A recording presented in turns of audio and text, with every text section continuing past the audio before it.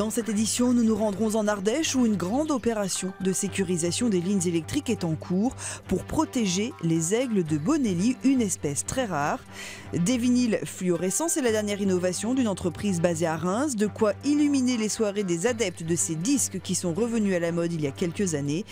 Mais on débute avec une campagne de financement participatif très particulière et émouvante. Elle a été lancée par une maman varoise qui souhaite acheter un véhicule adapté pour pouvoir transporter son fils de 11 ans, très lourdement handicapé.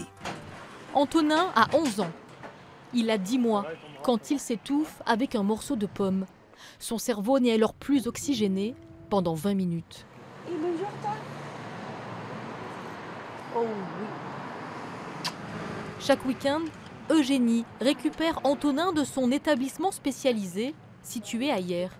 Chaque week-end, les mêmes rituels et cette coque lourde à porter mais indispensable à l'enfant. Ça y est, t'es à l'ombre. Les week-ends se passent souvent enfermés dans le séjour. Car une fois chez eux, dur d'en sortir.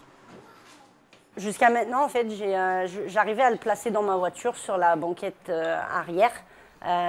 Donc, à savoir que déjà, ça, techniquement, je n'ai pas le droit, mais je le faisais.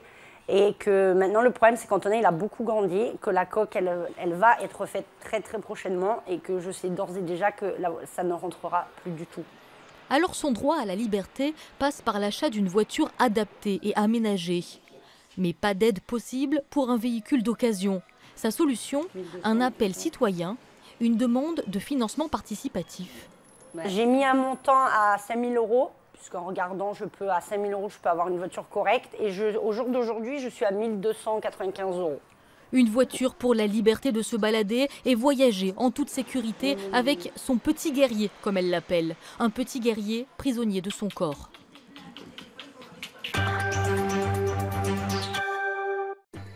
Depuis quelques années, les disques vinyles vivent une nouvelle jeunesse et sont à la mode.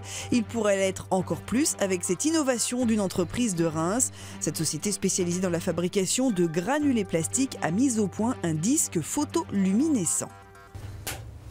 Voici notre nouvelle innovation, donc les disques photoluminescents. Donc ils vont absorber de l'énergie et donc notamment la lumière du jour. Et ensuite, lorsqu'on est dans le noir, ils vont réémettre de la lumière.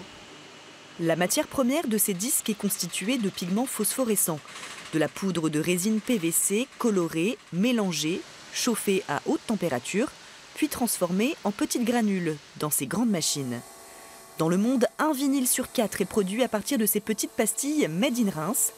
La pâte de granules, broyée et pressée dans cette véritable presse américaine des années 50. Objectif que le moulage et la gravure du son soient parfaits, car l'objet vintage se renouvelle sans cesse pour répondre à une réelle demande. Si on le fait charger à la lumière du jour, là on aura un effet photoluminescent, ou si on le touche, on aura un changement de couleur. Donc c'est des projets d'innovation et on travaille énormément sur ces projets pour apporter des effets visuels. Les granules pour vinyle représentent 15% du chiffre d'affaires de cette entreprise marnaise, propriété d'un groupe français. Elle exporte ses granules un peu en Asie, aux États-Unis, en Europe surtout, à destination des presseurs de disques.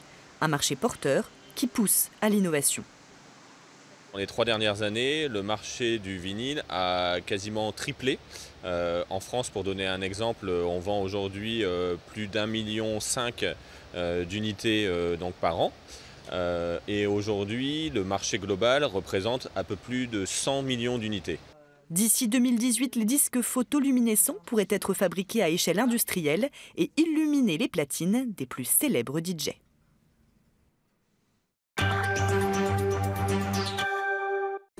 Il n'y a qu'une trentaine de couples d'aigles de Bonelli en France, une espèce rare et protégée, notamment en Ardèche où nichent certains d'entre eux. Et ici, leur plus grand danger, ce sont les lignes électriques sur lesquelles ils s'électrocutent parfois. Une opération de sécurisation est donc en cours. ISO synthétique, oui. Médian, oui. Montez. L'opération est délicate. La ligne moyenne tension n'est pas coupée. En 2 heures de temps, les techniciens d'Enedis doivent sécuriser entièrement le pylône. Il s'agit de neutraliser avec ces couvertures noires les morceaux de ligne les plus proches. L'envergure de l'aigle est grande et le risque de choc électrique à la mesure. On est dans un domaine de responsabilité sur la biodiversité. Tout ça fait que les équipes sont motivées et chaque année, elles sont contentes de venir poser ce matériel. On dénombre actuellement 33 couples d'aigles de Bonelli en France, dont 2 dans le sud Ardèche. Leur terrain de chasse se situe dans un rayon de 20 km autour des gorges. Il y a beaucoup d'habitations et donc de lignes électriques. Un plan national protège l'espèce et impose le bagage des aiglons, comme ici l'an dernier dans les gorges de l'Ardèche. C'est grâce à cela qu'on a découvert progressivement le danger que représentent les lignes. Les gens, quand ils se promènent et qu'ils trouvent un oiseau mort auprès d'une ligne, ils ne le ramassent pas forcément. Par contre, quand il y a une bague, bien souvent, là, il y a un retour d'information. Et c'est ce qui nous a permis de mettre en évidence cette cause de mortalité, qui est en fait la cause principale de mortalité pour l'espèce. À ce jour, en Sud-Ardèche, une centaine des sites les plus dangereux pour les aigles ont été sécurisés.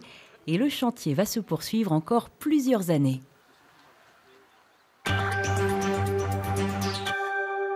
On termine avec d'autres défenseurs de la nature, plus jeunes mais aussi déterminés. En Vendée, de jeunes footballeurs d'Aulonne-sur-Mer ont profité des vacances scolaires pour nettoyer les dunes de la plage de Sauveterre, un site protégé et interdit d'accès. Pourtant, les déchets s'y accumulent.